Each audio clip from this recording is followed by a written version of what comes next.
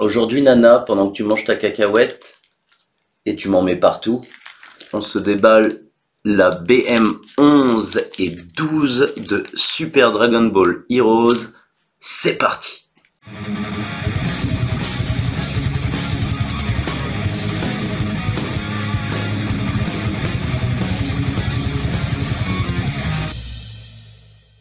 Salutations, c'est le pirate et Malaika. Bienvenue à bord de notre chaîne et aujourd'hui, on va se déballer deux collections SDBH. J'ai du retard sur les cartes et puis là, j'en peux plus. Il faut que je les déballe parce que j'ai des raretés là-dedans. Donc la BM11 et 12, c'est parti. On va commencer par la BM11 hein, avec les moins rares aux plus rares comme d'habitude. Alors, pour commencer, on est sur de la Trunks, donc c'est la 24 de la BM11, carte commune, hein, mais je la voulais absolument parce que j'ai vu que dans la BM12, ils ont la version avec Super Saiyan et je voulais matcher les deux cartes. Donc elle est très très belle, hein. Il y a ce qu'il faut en prisme avec l'épée et tout, je trouve que Trunks est badass, très beau dessin. Donc voilà, là on part sur de la carte promotionnelle TCP 1 avec Goku derrière le Tenkaichi Budokai. Alors ces TCP là, ces cartes promotionnelles étaient justement avec le Tenkaichi Budokai derrière et je trouve ça mais juste incroyable. Ça rappelle le Dragon Ball des premières heures avec le petit Tenkaichi Budokai. Moi je la trouve très très belle, il y a ce qu'il faut en prisme. Donc voilà pour un petit Goku. On a Kulilin, la 02 qui suit derrière, qui est très très belle, qui donne un gros kick, probablement dans Goku, hein, ça représente un peu leur combat de l'époque. Elle est très sympa. On a Jackie Chun, la 03, pareil, sous fond Tenkaichi Budokai, hein, toute la collection était pour représenter une époque du Tenkaichi Budokai. Ça rappelle la belle époque des premières heures Dragon Ball. Franchement, nickel. Ah bah tu reviens à te frotter, ma petite Nanou. Hercule Satan. À chaque fois que je le vois, lui, j'ai envie de faire Satan, Satan, comme dans la version Jap. Donc là, avec l'effet Pouloum, oui, l'effet Pouloum, avec les traits là, quand il apparaît, fier de lui, alors que c'est une grosse merde. Mais il a sauvé l'univers, il a sauvé le monde, il a sauvé le monde. C'est lui.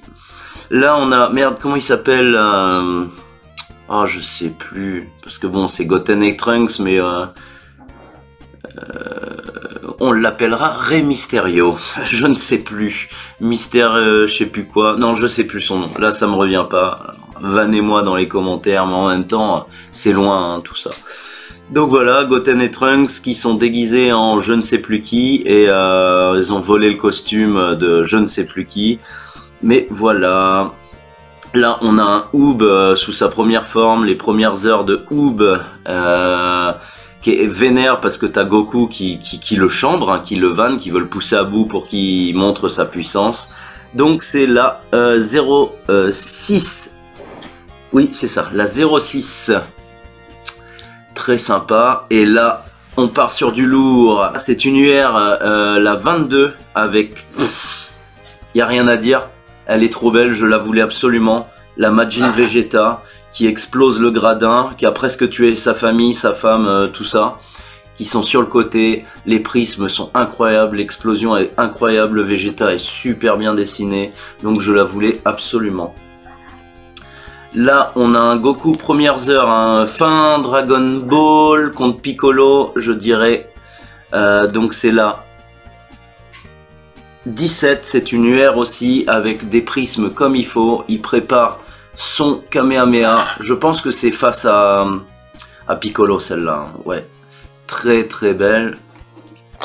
Et donc là on part sur du lourd.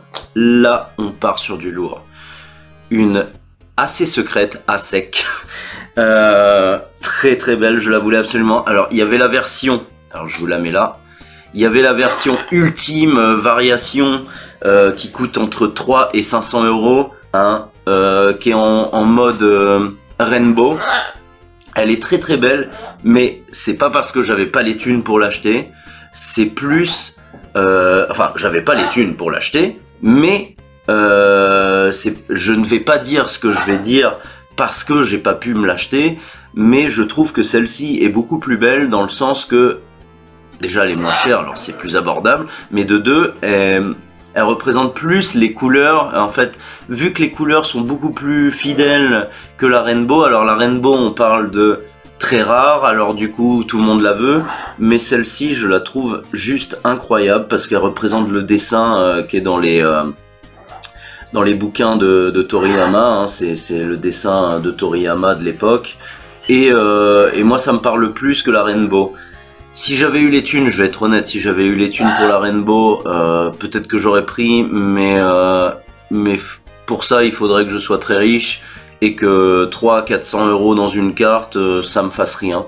Ça me ferait quelque chose, parce que 300-500 €, enfin j'adore SDBH, mais lâcher ça pour une carte, ça tape quoi, c'est une carte les mecs quoi. Donc je suis content d'avoir ce modèle. Elle est très très belle, l'aspect un peu métallique autour, le dessin, le dragon est super bien fait. Non, clairement, on a un Goku en plus qui match. Alors je pense que je vais m'acheter une petite vitre plexiglas là anti-UV. Comme ça, je pourrais la placer devant Shenron et le Noibo, parce que je les ai mis ensemble, Shenron avec Goku, Noibo et SMSP. Je pense que ça va bien rendre. Donc voilà ce que j'ai à dire sur cette magnifique carte. C'est la secrète alternative. Là, on a la secrète alternative 2, parce que cette collection, la BM11, nous a gâtés et on est encore sur du dessin de l'époque, avec cet esprit un peu métallique. Elle est sous blister, je ne l'ouvrirai pas parce que comme vous le savez, je n'ouvre jamais mes cartes sous blister, hein. On les garde au cas où qu'on les vende, quand bien même je ne vendrai jamais, j'espère, hein. On sait jamais si un jour je suis dans la merde. Mais voilà, on a toute l'équipe, très beau dessin, donc c'est la alternative secrète 2 et elle est vraiment très très très belle. Et donc pour finir, la BM11, là j'ai du lourd. Ah bah. Donc ça a été acheté chez Cardotaku, hein. Vous reconnaissez les petits blisters. J'étais mal parti avec toi poto et finalement tu es un très bon gars et tes envois sont toujours très propres et tu m'arranges régulièrement, donc franchement merci poto, un petit big up. Et là on est sur de la très très lourde. J'ai craqué le portefeuille par contre pour celle-là. Pas autant que la secrète que je vous ai dit, mais alors là... Oh putain. Je prends l'accent du sud parce que je ne sais pas, mais regardez-moi ça. Ça pète dans tous les sens. Ça pète dans tous les sens. Elle est trop, trop belle. Elle est belle, Nana? Non, je ne dis pas que Nana est belle, je dis que elle est belle la carte. Oh putain. Oh, c'est un bijou quoi. Là, ils ont abusé sur les éclairs, les effets. C'est une tuerie. Goku SSJ3, la secrète des secrètes de la BM11. Je la voulais absolument. J'ai claqué le portefeuille pour, mais il me la fallait absolument. Elle est juste incroyable. Elle est trop belle. Donc c'est la secrète 3. Et franchement, oh, regardez-moi cette tuerie. C'est une tuerie. Et je l'ai depuis des mois. Je me suis dit, il faut que je fasse des cartes, je veux la mettre dans mon binder. Et je sais même pas comment j'ai fait pour attendre qu'elle reste dans le carton pendant des mois là. Mais elle est trop, trop belle. Voilà ce que j'ai à dire pour la BM11. Alors je sais pas, peut-être que je ferai une partie 2. Je vais faire une partie 2. Parce que bah, la vidéo a déjà pas loin de 9 minutes. Et du coup c'est un peu redondant de faire des cartes... pendant 30 minutes, donc ça c'est pour la partie 1 et la partie 2 arrive le lendemain où je vous balancerai la partie 1. En plus monétisation, ça me fait un contenu en plus, oh là là. Non je m'en fous, je suis pas monétisé, mais donc voilà, je vous envoie la partie 2, ça arrive.